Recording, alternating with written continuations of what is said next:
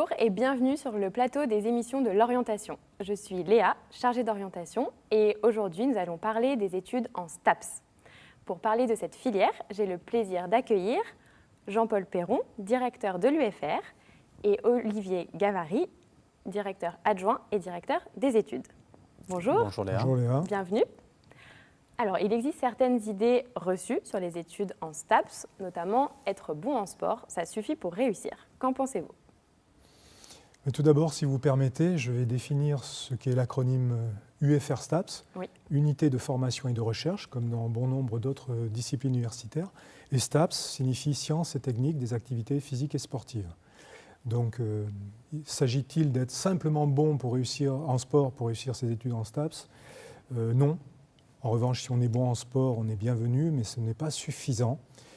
Il faut aussi avoir des compétences dans ce qu'on a acquis au cours de ces années de scolarité, à savoir des compétences scientifiques, peut-être des compétences expressives, avoir aussi des compétences sportives, bien entendu, et puis aussi montrer un intérêt dans la vie citoyenne, la vie associative, sous forme d'un engagement quel qu'il soit. Et cela additionné à la fiche à venir nous permet d'avoir une vision assez globale des qualités, des compétences de l'élève de terminale qui va venir taper à la porte de l'UFR STAPS à travers Parcoursup. D'accord. Et Olivier, du coup, finalement, existe-t-il un profil idéal pour intégrer l'UFR STAPS ? Non, je ne pense pas qu'il y ait un profil idéal. Nous demandons, donc ça a été dit, des compétences sportives, mais cela nécessite d'avoir le baccalauréat, donc avec des compétences scientifiques, d'expression écrite et orale, avec en général des bacs généraux qui réussissent mieux dans notre formation. Mais si un étudiant a un projet d'études clair et bien précis et déterminé, les bacs professionnels aussi sont capables de réussir au sein de notre formation. D'accord. Et en parlant de critères sur Parcoursup, on sait que STAPS est une filière très demandée. Comment étudiez-vous les dossiers ? Alors, STAPS est une filière très demandée au niveau national. On n'a pas à Toulon de mérite particulier. Globalement, pour avoir une idée de l'attractivité des études en STAPS au niveau national, il y a 60 000 demandes en première année pour à peu près 30 000 places, même si depuis quelques années, on essaye de faire des efforts en termes d'augmentation des capacités d'accueil au niveau des licences première année. S'agissant de Toulon, cette attractivité est aussi assez similaire puisque au mois de mars de l'an dernier, nous avions 2600 demandes pour un nombre de 364 places des nouveaux entrants en première année. Donc cette attractivité est assez conséquente et elle date d'une petite dizaine d'années maintenant. Les critères de Parcoursup donc, sont les compétences scientifiques, des compétences aussi littéraires et d'argumentation, d'expression écrite et orale, des compétences sportives avec bien évidemment un investissement dans les pratiques sportives fédérales. Et chaque pratique sportive a un niveau qui est bien déterminé, au niveau départemental, régional, national, voire international, avec des sportifs de haut niveau. Et enfin, un investissement au niveau associatif, au niveau de la vie citoyenne, qui est demandé avec des étudiants qui auraient une formation dans le domaine de l'éducation, de l'encadrement, de la sécurité, avec des diplômes tels que le BAFA, le BPGEPS ou encore le PSC1 dans le domaine de la sécurité. Et enfin, la fiche à venir qui sera établie en fin d'année scolaire pour les lycéens par le principal et l'ensemble de l'équipe pédagogique. Le projet de l'étudiant est très important, le projet professionnel, le projet d'études. Oui, parce que au-delà des 5 critères qui ont été rappelés ici, chacun d'ailleurs attribuant 30 points, permet d'avoir une note sur 150 points, ce qui permet d'établir un classement des candidatures.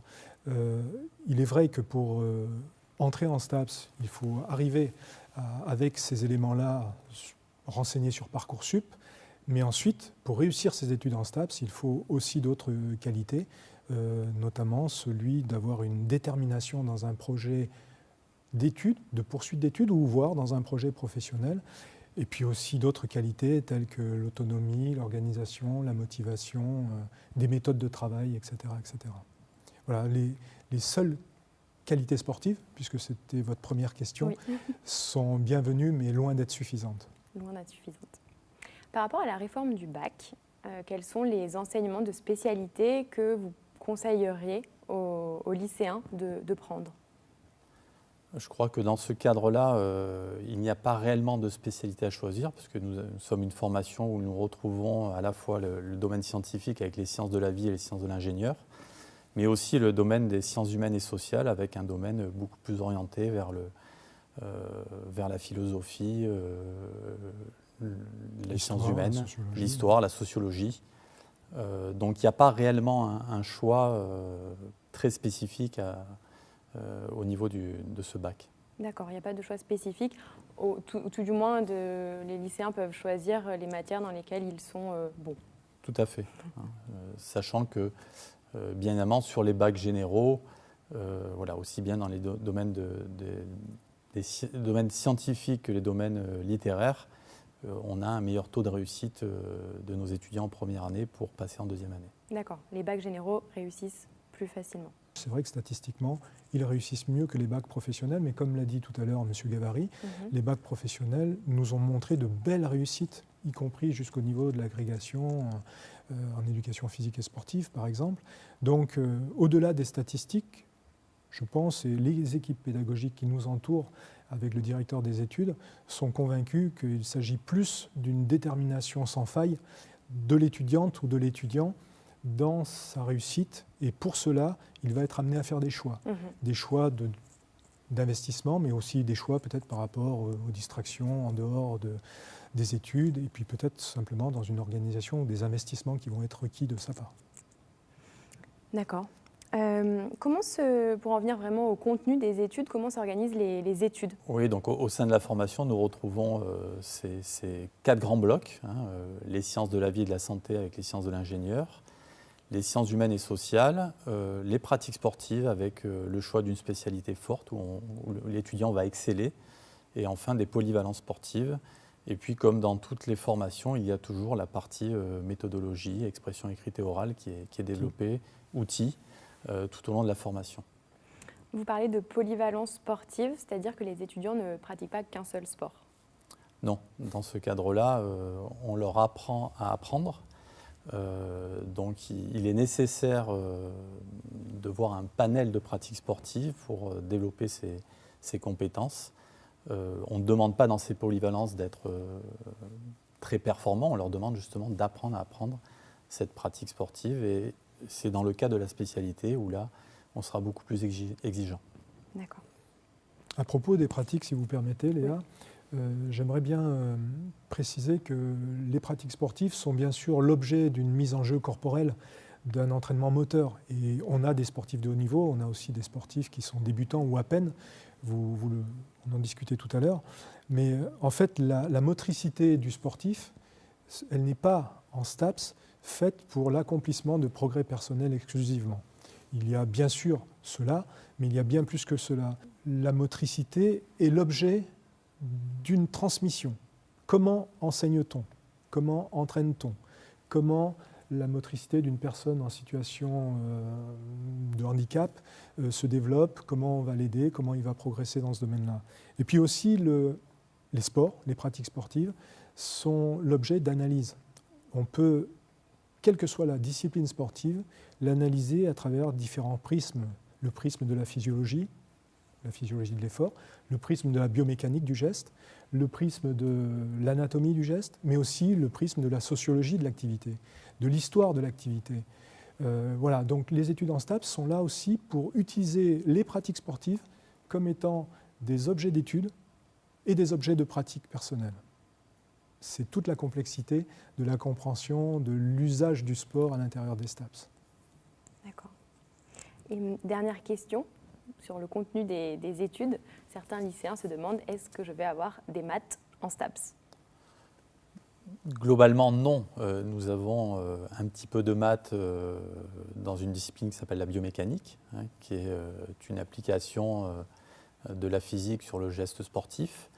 Mais je crois que, quel que soit le bac, on peut faire une remise à niveau sur les mathématiques et la physique dans cette spécialité, dans cette discipline. Et après, nous sommes sur des matières en sciences de la vie et de la santé qui sont plus des mécanismes à comprendre que des mathématiques. Et puis on retrouve, comme toutes les formations, des statistiques, mais je crois que ces statistiques sont enseignées dans la plupart des formations des bacs généraux. Mmh. Merci. Une question sur la semaine type d'un étudiant en STAPS, un lycéen qui arrive, à quoi il doit s'attendre? Ils vont avoir une semaine qui va être chargée d'un volume horaire qui oscille entre 16 à 26 heures de cours, selon les semaines. Oui, les emplois du temps vont changer parce que nous avons une maquette avec des unités d'enseignement, et puis à l'intérieur de ces unités d'enseignement, il y a des éléments constitutifs de l'unité d'enseignement, donc des sous-disciplines. Et effectivement, la programmation fait que les semaines fluctuent. Par ailleurs, nous avons les pratiques sportives des spécialités qui sont bloquées en fonction des installations sportives que nous avons et que nous louons.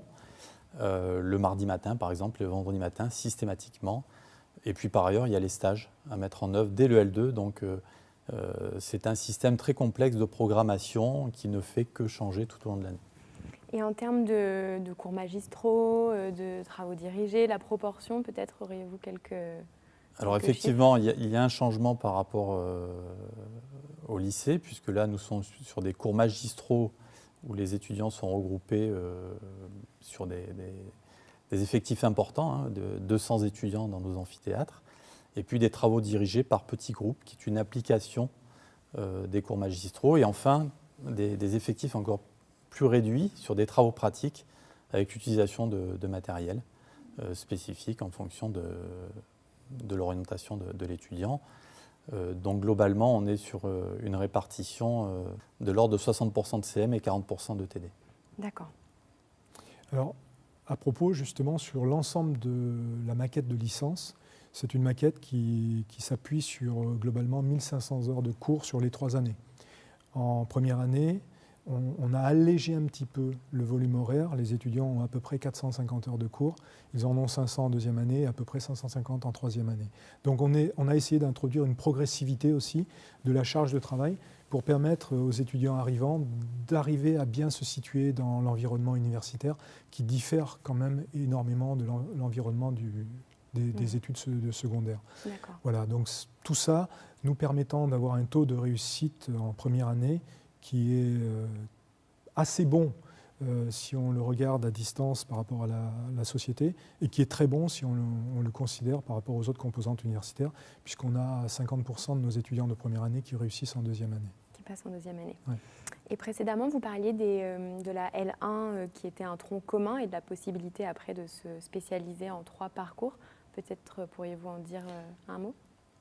Oui, alors d'une manière générale encore, sachez que dans les études en sciences et techniques des activités physiques et sportives, il existe 5 parcours qui s'appellent maintenant des mentions. On va passer sur les subtilités institutionnelles et administratives, sachant qu'à Toulon, nous en avons 3. Alors les 5 parcours sont le parcours éducation et motricité, qui est le parcours historique, qui prépare au métier de l'enseignement de l'éducation physique, mais pas que.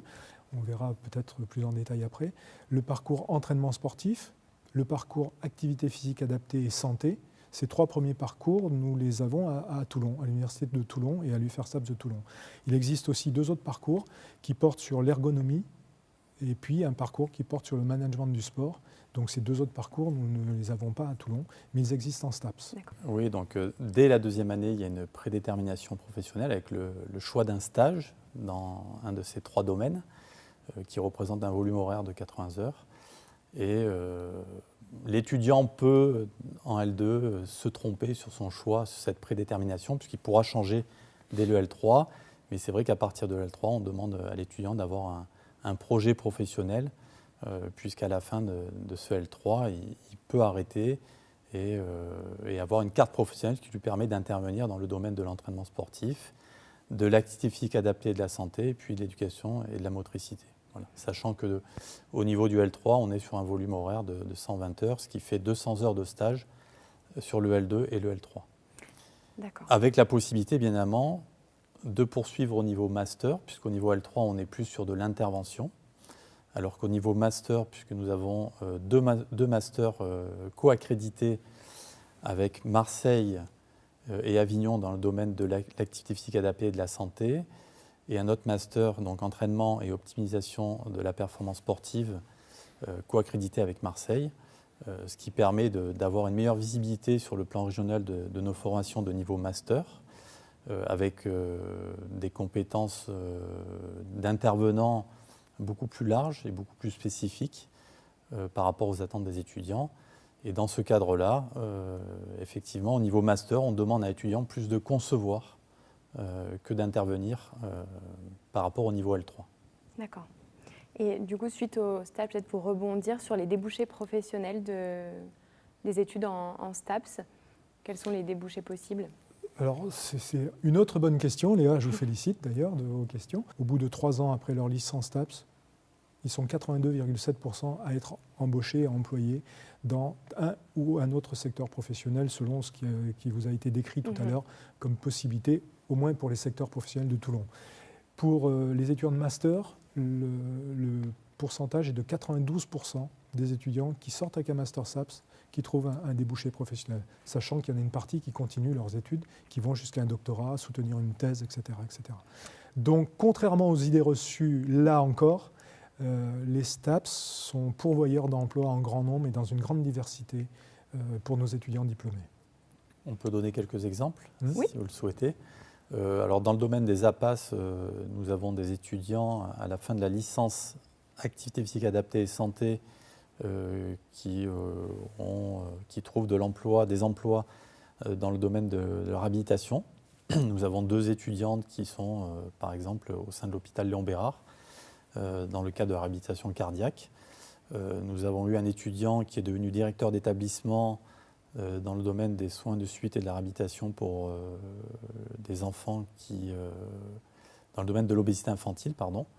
Ou encore récemment une étudiante qui veut monter sa propre société en tant qu'auto-entrepreneur pour intervenir dans le domaine de la santé en relation avec l'activité physique auprès des personnes qui présentent une déficience ou qui ont une affection de longue durée. D'accord. Dans le domaine de l'entraînement, on peut donner des exemples en tant que préparateur physique, des étudiants qui sont impliqués au niveau des fédérations, des étudiants qui deviennent des entraîneurs en fonction de leur spécialité sportive. Peut-être d'autres exemples, Jean-Paul? Oui, alors tous n'entraînent pas les équipes de France, bien évidemment, même Oui. si on en a quelques-uns qui sont dans les staffs. Parce que vous savez que maintenant, dans le milieu de l'entraînement sportif, les équipes d'encadrement et d'entraînement sont de plus en plus nombreuses et font appel à des compétences diverses et variées. Donc nos étudiants trouvent aussi des places dans ces staffs techniques, y compris d'ailleurs dans les sélections nationales de jeunes ou de moins jeunes, quels que soient les sports. On a beaucoup d'étudiants aussi qui deviennent auto-entrepreneurs. Et puis, dans le domaine de l'éducation et motricité, la plupart des étudiants qui réussissent à passer en master, alors master MEF, EPS, tapent à la porte du concours qui est le CAPEPS, qui prépare au professorat d'études, au professorat d'éducation physique, pardon. Et puis, certains de ces étudiants-là, de la filière éducation et motricité, choisissent d'aller vers le premier degré. Et bon nombre d'entre eux passent et réussissent relativement bien le concours de professeurs des écoles et deviennent profs des écoles. Voilà. D'accord. Juste avant de conclure cette émission, parce que le temps passe, peut-être un dernier mot sur la nouveauté à la rentrée 2021 sur la filière Accès Santé. Ah oui, alors l'Université de Toulon va accueillir des étudiants dans la filière licence LAS, licence à Accès Santé. L'UFR STAPS fait partie des 4 composantes qui sont dans ce projet et nous avons 25 places qui seront réservées aux étudiants qui voudront en même temps préparer le concours pour entrer dans les études de santé tout en faisant une licence, tout en démarrant une licence STAPS. Les licences générales accueillent ces étudiants un petit peu particuliers qui veulent se diriger vers les études de santé mais qui, au cas où ils n'y arriveraient pas, peuvent continuer et rebondir dans une licence normale et en STAPS, on participe à ce projet. Et bienvenue donc à ces nouveaux étudiants. Très bien. Un dernier mot très rapide pour conclure? Les futurs étudiants doivent vraiment avoir un projet d'études qui progressivement va s'orienter vers un projet professionnel. Donc on a bien vu que nous sommes dans une formation pluridisciplinaire qui ne demande pas uniquement des compétences scientifiques, il y a aussi des compétences rédactionnelles, d'expression écrite et orale, d'utilisation d'outils en relation avec les domaines. Donc il faut que l'étudiant soit vraiment déterminé dans son projet et je pense que quel que soit le type de bac, cela a été déjà démontré auparavant par de nombreux exemples d'étudiants qui venaient de bac professionnels. On peut réussir son projet en STAPS sans oublier bien évidemment ces compétences sportives qui sont nécessaires quand même pour réussir ses études. Merci. Le mot de la fin, non ? Le mot de la fin. Moi j'ai envie de dire que les études en STAPS, comme toutes les études, visent à un moment ou à un autre à l'insertion professionnelle. Donc en STAPS, cette insertion professionnelle peut arriver assez tôt, dès la fin de la deuxième année, puisque en licence deuxième année en STAPS, on peut obtenir son DUG, son diplôme d'études universitaires générales en STAPS, qui permet déjà une sortie professionnelle à un niveau d'animation sportive polyvalente. Ensuite, en licence, nous avons toutes nos licences qui sont répertoriées dans le fichier RNCP, Répertoire national des certifications professionnelles, et y compris nos diplômes de master. Puisque à terme, de toute manière, nos étudiants vont taper à la porte d'une entreprise ou vont se la construire eux-mêmes. Donc il s'agit de mieux préparer à cette insertion professionnelle et c'est pour cela aussi qu'un des projets dans lequel l'UFR STAPS est partie prenante, c'est le projet Mistral avec les nouveaux cursus d'études et qui vont définir nos formations en STAPS à travers une approche par compétences de ces formations. Donc ça, c'est un enjeu d'avenir et c'est aussi et surtout un enjeu d'adéquation entre l'offre de formation et les attentes des branches professionnelles qui vont embaucher nos étudiants à terme. Voilà. Merci beaucoup. Merci Léa. Merci Léa. Si vous souhaitez en savoir plus sur les formations, l'université ou même la vie étudiante, rendez-vous sur le site de la JPO. Toutes les vidéos sur les autres formations de l'université y sont également présentes. Merci à vous d'avoir suivi cette émission et à bientôt.